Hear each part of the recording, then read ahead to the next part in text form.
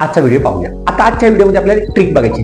कोणती ट्रिक बघायची? ही ट्रिक 100% तुम्हाला यूज होणार म्हणजे तुमची कोणती कॉम्पिटिटिव्ह एक्झाम असू द्या, याच्यामध्ये हा क्वेश्चन येणारच. मग हा क्वेश्चन काय आहे, कोणता आहे, कोणती ट्रिक आहे ते आपण बघूया. त्याच्या आधी ज्यांनी आमच्या चॅनल सबस्क्राईब नाही केलं ते लगेच सबस्क्राईब करा. कोणता क्वेश्चन आहे ते आता आपण बघूया.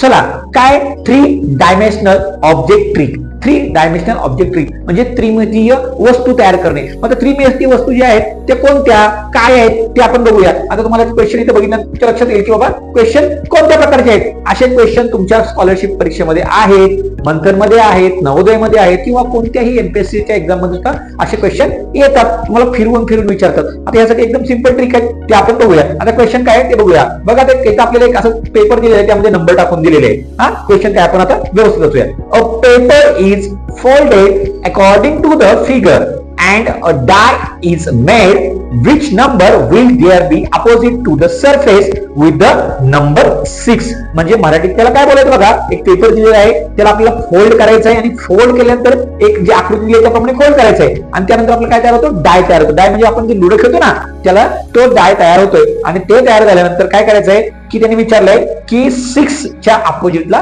कोणता नंबर आहे. ऑप्शन आहेत बघा 4, 2, 1 आणि 3. मग आता बघा क्वेश्चन आता आपल्याला फोल्ड, आपण पेपर घेऊन परत फोल्ड करत बसणार आहे का? नाही. त्यासाठी एकदम सिंपल ट्रिक आहे, एकदम सोपी ट्रिक आहे. ती ट्रिक काय ते आता आपण बघूया. आता ही ट्रिक काय बघूया आपण. आता बघा याच्यामध्ये नेहमी हे लक्षात ठेवायचंय, जेव्हा कोणतीही डायग्राम दिली असेल तेव्हा बघा सुरुवात करताना असं उभं किंवा आडवं करताना जे नंबर आहेत त्या नंबर जिथे जास्त हे आहेत त्या बॉक्स आहेत त्यानुसार सुरू करायचं. आता इकडे उभे आहेत, मग अशा वेळेस काय करायचं बघा.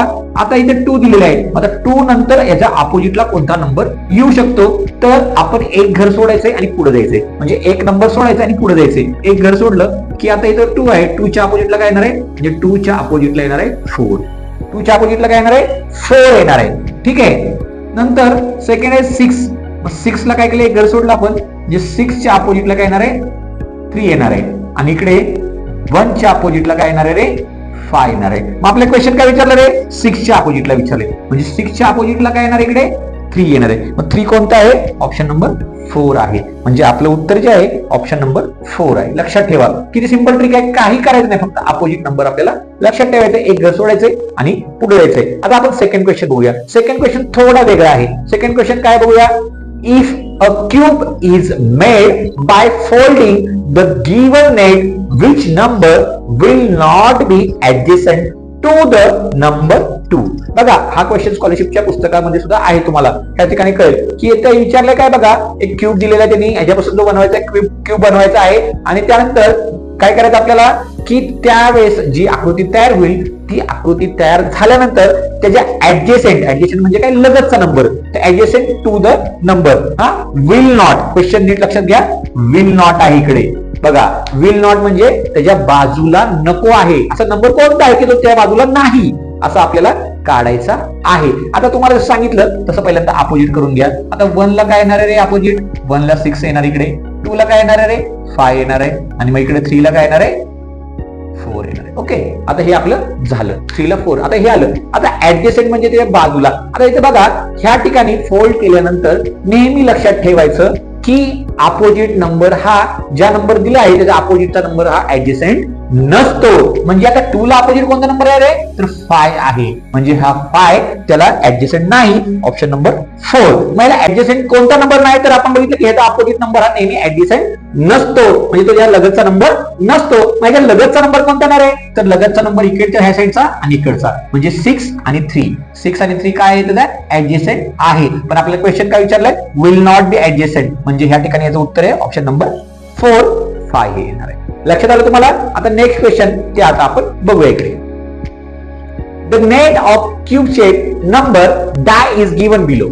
Which number will not come on the adjacent surface of the surface which has number 5 on it? पण बघा क्वेश्चन तोच आहे की एक नेट दिलेलं त्यात आपल्या क्यूब शेप नंबरचा दिलेला आहे, डाय बनवायचा आहे. डाय बनवल्यानंतर सेम क्वेश्चन आहे, काही अवघड नाही.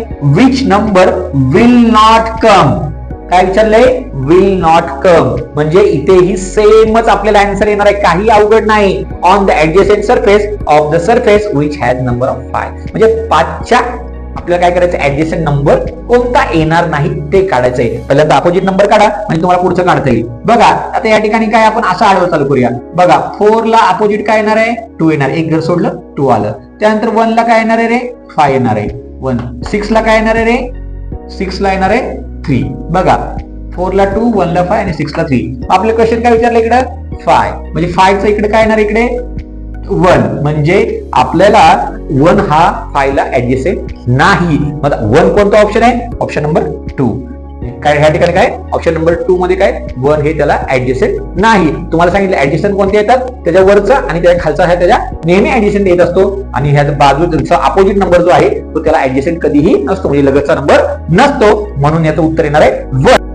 याचं उत्तर 1 आलेलं आहे आपण बघितले. म्हणजे बघा किती सिंपल आणि सोप्या पद्धतीने आपण हे सॉल्व्ह केलेलं आहे. म्हणजे बघा डायचे कोणते एक्झाम्पल, म्हणजे लुडो पासून म्हणजे जे आपल्याला काय कोणती पेपर फोल्डिंग सांगितलेलं आहे, पेपर ज्यावेळेस विचारतात जे 3 डायमेन्शनल ऑब्जेक्टचे जेव्हा कोणतेही क्वेश्चन येतील तेव्हा मी सांगितलेली ट्रिक वापरा. अपोजिटला कोणता येतो किंवा त्यानंतर आपल्याला जे ऍडजस्टंट म्हणतो त्याला लगतचा नंबर कोणता येतो किंवा लगतचा अक्षर कोणतं येतं, तर यासाठी आता ही ट्रिक वापरा आणि लगेच तुम्ही सिंपल पद्धतीने हे सोडू शकता. म्हणजे कोणत्याही कॉम्पिटिटिव्ह एक्झाम मध्ये असे क्वेश्चन आले की तुम्ही लगेच काही सेकंदात हे सोडू शकणार आहे. ज्यांनी आतापर्यंत आमच्या चॅनल सबस्क्राईब नाही केलं त्यांनी लगेच आमच्या चॅनल सबस्क्राईब करा.